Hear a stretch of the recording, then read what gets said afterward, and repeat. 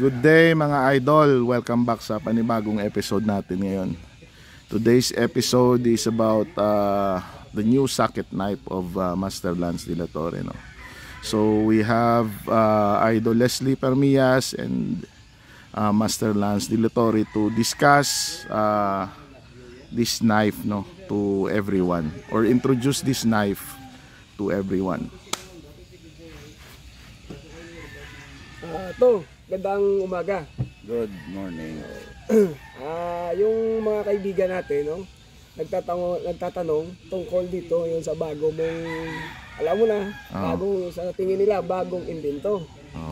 So, nagtatanong sila doon tungkol sa yung tari mo na ginagamit. So, ilang beses na rin na mga laban natin, talagang halos lahat maayos yung score. Tsaka ito yung ginagamit mo na tari. So, paki-ano to, yung kung saan ang galing, paano ito ginawa, at saka paano mo na-discover ang itong klaseng tari. Kasi mostly dito ngayon, halos pare-pareho na yung design ng tari. Anyway, ang knife na ito, yung previous na ginagamit kasi ako ng kumpare ko, si Paring Loy Sisa, sa Candelaria, na ito ang itatari ko, itong knife na ito. This is an American socket knife, which sabi niya deadly daw, but I hesitate to use this because napakaiksi niya. So mga more or less ito siguro mga 2 and a half lang, or 2 and 3/4 yung pinakamahaba. Anyway, sabi niya sa akin kung ano ang pinakamaiksi, yun ang ginagamit niya, mas effective daw. So ang sabi ko, try natin muna ng wag lang muna ngayon. Hindi pwede nga gamitin. Wala pa nga ako mga gamit na para dito. So eventually tinari ko. Ang masama, yung first fight natalo. So lalong nag-isip ako na, sabi ko, maganda. Hindi ito makamatay siguro.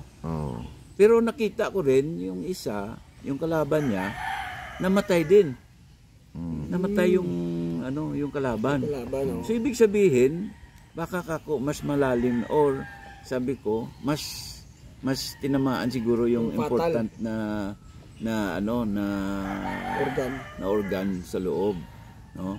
So mas namatay siya by seconds lang, namatay siya at yung nila bali by seconds lang namatay din yung kalaban. Anyway, sabi niya, tari mo ulit. Sabi ko pa rin, hindi, may dala akong, sige na, itari mo, ako naman ang pumupusta. So tinari ko, eventually wala ko magawa dahil siyang pumupusta daw. No choice. No choice ako. So tinari ko ulit nung pagtari ko, nanalo. Parang na-convince ako na itatari ulit. Kasi nanalo ulang sugat ang manok. Nung siyang makapalo, nung siyang nakaunang pumalo, hindi na tawag doon, naka-recover ang isa. So sabi ko, maganda rin pala. So hanggang sa tinari, nakapag 5 straight kami. After that, yung last fight, na talo pero patay din ang kalaban. So that was the first time na try ko itong tari na to. Itong American socket knife. Then parang ang nakita ko, parang hindi ako komportable kasi may mga ganito. Ilalagay mo pa, iganon mo pa sa paan ng manok, ng ganon. So parang bulky tingnan. So ang ginawa ko, isip ng paraan kung paano ko i-develop itong socket knife ng Amerikano. Kasi pag dito, pagka bilog siya, hindi mo Adjust. halos masyado. Ang kagandahan, kung maganda ang paan ng manok, saka mo lang itari ito. Pero nung pinag-isipan ko, gumawa ako ng ganito. Itong knife na ito. Na pwede mo siyang i-adjust. So ito na ngayon yung i-adjust mo siya. Yan. Ito na yun yung modified na. Modified na. Yan. So LDT na to na design. LDT design na tari. So tinry namin, maganda ang result. May mga videos na, may isang video na diyan si Jay, may papakita sample, sa inyo na maayos lang I just want to let somebody know na hindi ako nagmamagaling. Kaya nga tinuturo ko ito, ini-introduce ko ito dahil gusto ko makatulong, makashare para, at saka hindi ito negosyo. Hindi ako nagninegosyo. Ito po ay kung gusto niyong bumili, may gumagawa nito para sa akin. Doon kayo bumili. Pero sabihin na nagmamagaling ako, hindi ako nagmamagaling. I just want to share lang doon sa mga new, lalo na mga new fight breeder, new fight handler, new fight gapper, na any person can tie a knife because this is very simple. Ipapakita ni G sa inyo kung paano ikabit ito. No? Napakadali lang.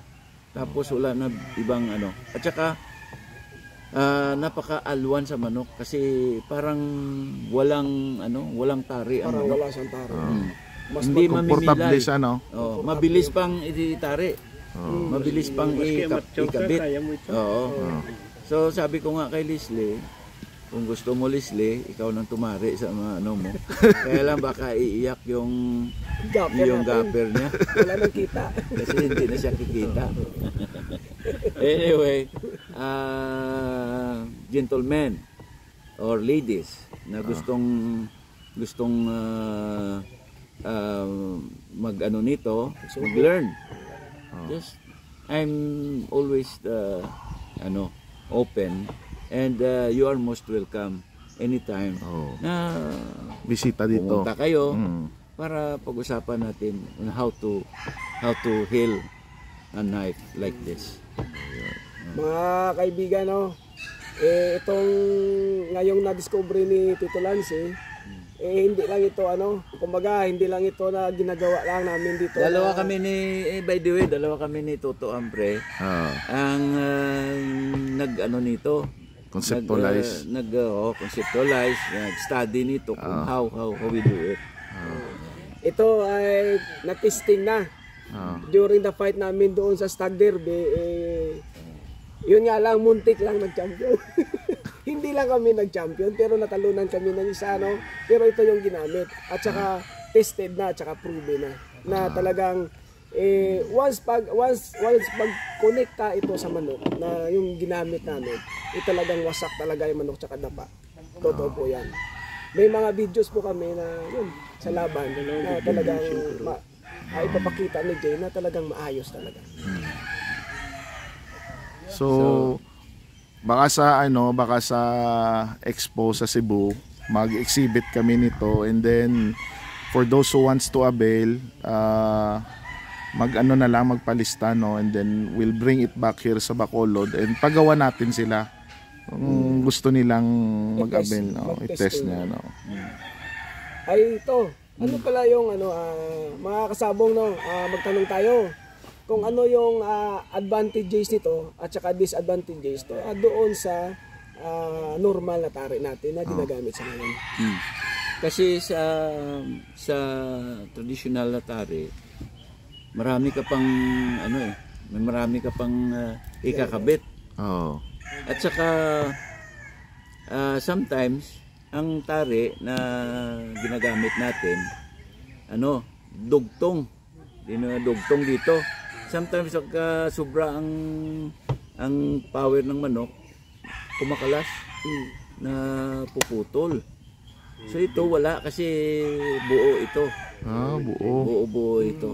Bali isang one piece lang ito, one piece na metal. Ayan. Na inano lang. Walang dugtong. Inulma. Tapos walang dugtong ito. Walang welding. So napakatigas at saka nito. Napakatibay. Kasi wala kang makikitang dugtong na ano. Yan ang advantage nito. Saka maganda rin ang steel na ginagamit natin. Maganda rin. Mas matibay siguro ito. Maganda ang flexibility. So hindi na kaya lahat welcome pagka gustong magtanong pa. Mga kasabong, no? Yun, naririnig nyo. Halos lahat po tayo welcome. Mas pasalamat po tayo, si Master, hindi po madamot sa kanyang kaalaman. Lahat po tayo, mapamilya man or hindi, most welcome po sa kanya. At saka hindi po siya madamot. Yun ang kagandahan ni Master compare sa, alam mo na, yung mga kaibang kaibigan natin dyan. Kung ano yung kaalaman nila, sa kanila lang. Dito po, lahat po tayo open sa kanya. There was a time na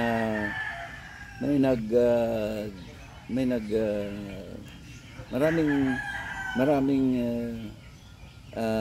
hindi nagustuhan yung video na pinalabas ni Jay na yung laban namin sa Candelaria. Yung 7 manok, isang tari lang. Isang tari lang ginamit ko. Yung tari na yun, itong klaseng tari, itong bone knife ng Amerikano. Hindi ako nagko-commercial ng ano kasi sa kaibigan ko ito kay Loy. Yan ang gusto niya ito yung tari. Ang sa akin na baka ang akala nila napakasinungaling ko na hindi totoo yung sinabi ko na ano. Ay lahat naman nakakita doon sa ano, yung sa Candelaria, no? Doon sa Candelaria.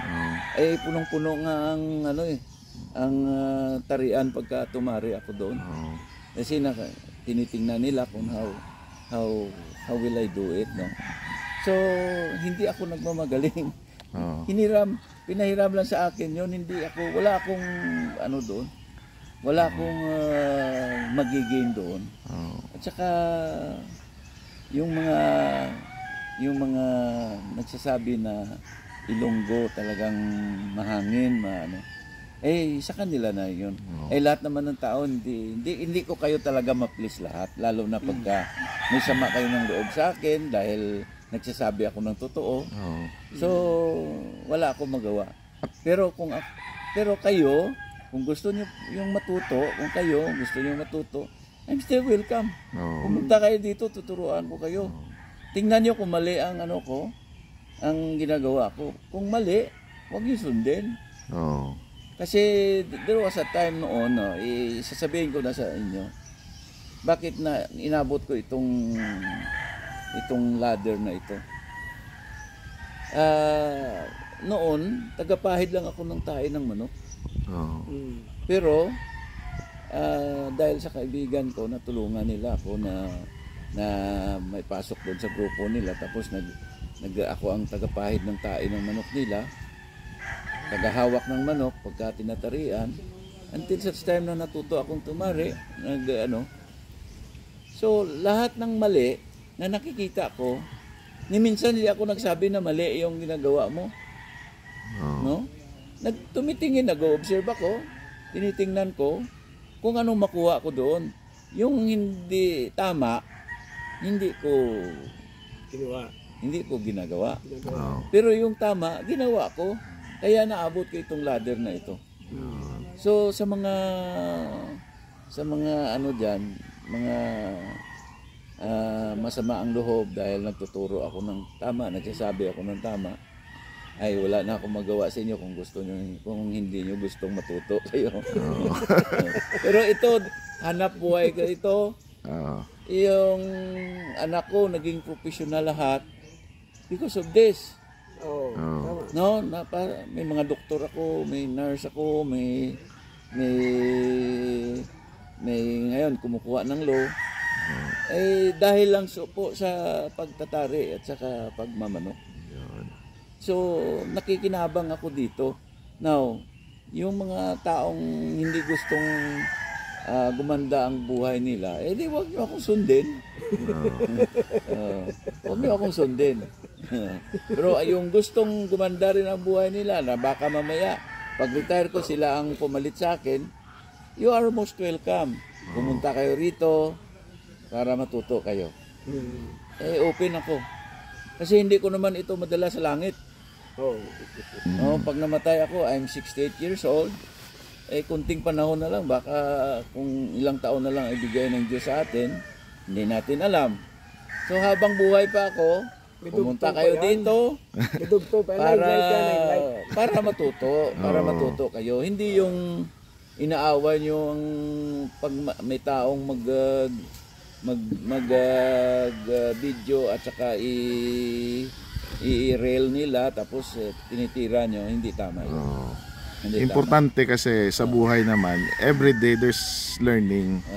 So kung hindi mo pa alam, medyo magtanong ka ng magtanong para matuto ka rin, no? Sinishare ko lang. Yan. Yun yung yung kagandahan dito. Natutunan ko, sinishare ko.